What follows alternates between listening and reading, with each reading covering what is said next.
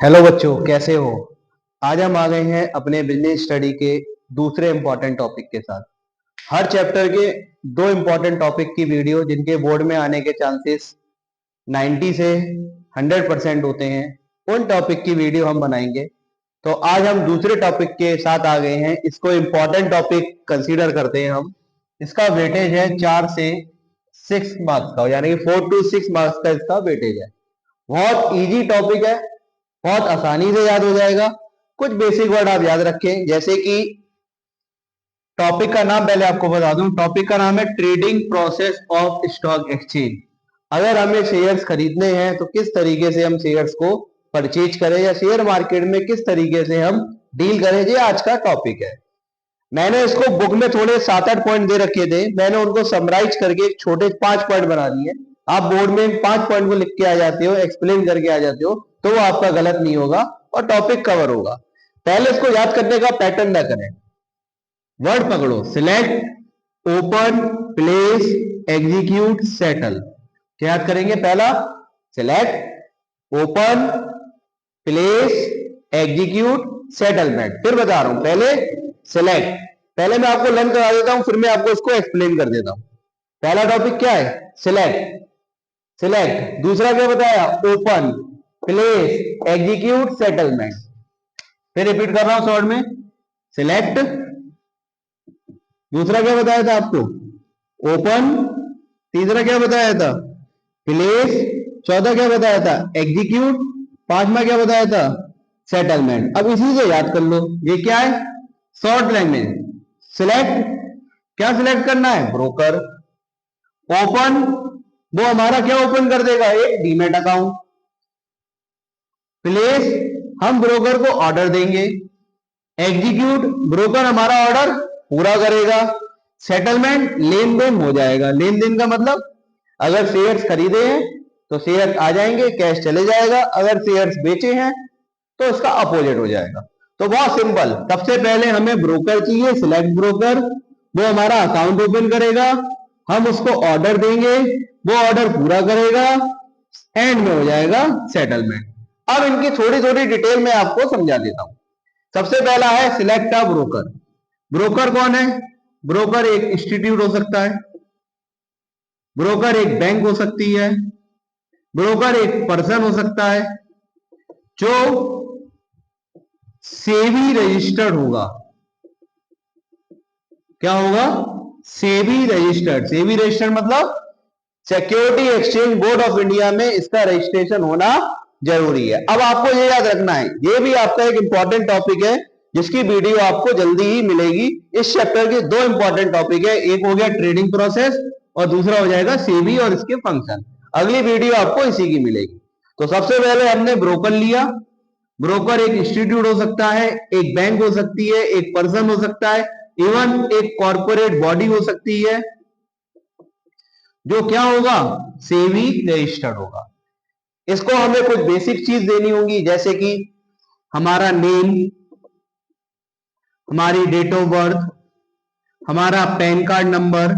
ये सारी चीज आप इसके अंदर लिख सकते हो कि हमें उसको नेम बताना है, डेट ऑफ बर्थ देनी पड़ेगी, pan card, qualification, occupation, etcetera. तो ये हो गया पहला पॉइंट। तो इसके अंदर अब आप क्या क्या लिख सकते हो? आप यही लिखोगे कि सबसे पहले हम एक ब्रोकर सिलेक्ट करेंगे। ब्रोकर इनमें से कोई भी हो सकता है, ब्रोकर आपका सेबी रजिस्टर्ड होना चाहिए, ब्रोकर को हम नाम देंगे, डेट ऑफ बर्थ देंगे, पैन कार्ड देंगे, एक्सेट्रा। वो हमारा अब क्या करेगा? वो एक डीमेट अकाउंट ओपन करेगा। अब ये डीमेट अकाउंट क्या होता है? डीमेट अकाउंट आया डीमेटेरियल से। कहां से आया? डीमेटेरियल। होता क्या था, पहले जो शेयर होते थे वो हमारे मटेरियल और सर्टिफिकेट फॉर्म में बाय पोस्ट आते थे, जिसको हम टच कर सकते थे। लेकिन अब शेयर्स आपके ऑनलाइन आते हैं, अकाउंट में आते हैं, डीमेटेरियल फॉर्म में आते हैं। फर्क क्या है? शेयर जो सर्टिफिकेट फॉर्म में आते थे, एक तो उनमें आने में टाइम लगता था, मटेरियल फॉर्म को आने में कम टाइम लगता है। दूसरा, जो पहले शेयर सर्टिफिकेट फॉर्म में आते थे, मान के चलो आपने किसी कंपनी में 10 लाख रुपए लगाए, 10 लाख का शेयर सर्टिफिकेट आपके पास आ गया, गलती से वो शेयर सर्टिफिकेट चोरी हो गया, जल गया, चूहे खा गए तो वो सर्टिफिकेट नहीं खा गए, वो आपके 10 लाख रुपए खा गए। तीसरा, उसमें फ्रॉड के चांसेस ज्यादा थे। कैसे ज्यादा थे? कोई आपको नकली शेयर सर्टिफिकेट बना के भेज दिए और आपने उसको रुपए दे दिए। इन सबको खत्म करने के लिए शेयर अब कौन से अकाउंट में आते हैं? Demat account. बिल्कुल सिंपल बोले, जैसे जीमेल अकाउंट होता है जिसमें मेल आते हैं, ऐसे डीमेट अकाउंट होते हैं। डीमेट अकाउंट में शेयर्स या फिर वर्ड यूज करें सिक्योरिटीज आती हैं। क्या आती है बेटा? सिक्योरिटीज। कौन सी फॉर्म में आती हैं? ऑनलाइन। किस फॉर्म में बोलेंगे? इलेक्ट्रॉनिक फॉर्म में। तो अब हमारे 2 पॉइंट कवर हो गए। पहला पॉइंट, हम ब्रोकर ढूंढेंगे, ब्रोकर से भी रजिस्टर होगा, ब्रोकर को हम बेसिक डिटेल देंगे, वो हमारा डीमेट अकाउंट करेगा। डीमेट अकाउंट कौन सा अकाउंट होता है? डीमेटेरियल फॉर्म में हमारी सिक्योरिटीज को ऑनलाइन होल्ड करता है। अब क्या बेटा? Place order. अब आप ब्रोकर को क्या दोगे? ऑर्डर। वो आपको कुछ डील देगा, आप उसको अपनी बताओगे, डिस्कशन करके ऑर्डर दोगे। बोला जाता है ऑर्डर बिल्कुल क्लियर दो, अच्छा बोले रिटर्न फॉर्म में दो, जिससे आपके पास भी प्रूफ हो, उसके पास भी प्रूफ हो आपने क्या ऑर्डर प्लेस किया है। तो जैसे ही आप ऑर्डर प्लेस करोगे वो आपको बना के देगा। कुछ वर्ड इंपॉर्टेंट है बताते चल रहा हूं। ऑर्डर कंफर्मेशन स्लिप, इस वर्ड को याद रखेंगे। अब जो ऑर्डर कंफर्मेशन स्लिप क्या है, वो आपको बताएगा कि आपने उसको किस चीज का ऑर्डर दिया है, उसकी एक स्लिप काट के देगा, जिससे कि आपको और उसको कंफ्यूजन ना हो। तो रिपीट करते हैं, हमने एक ब्रोकर ढूंढा, ब्रोकर ने अकाउंट ओपन कर दिया, हमने ब्रोकर को ऑर्डर दे दिया। ऑर्डर मिलके दो, रिटर्न फॉर्म में दो, ज्यादा अच्छा है। और वो बदले में क्या बना के देगा? Order confirmation slip.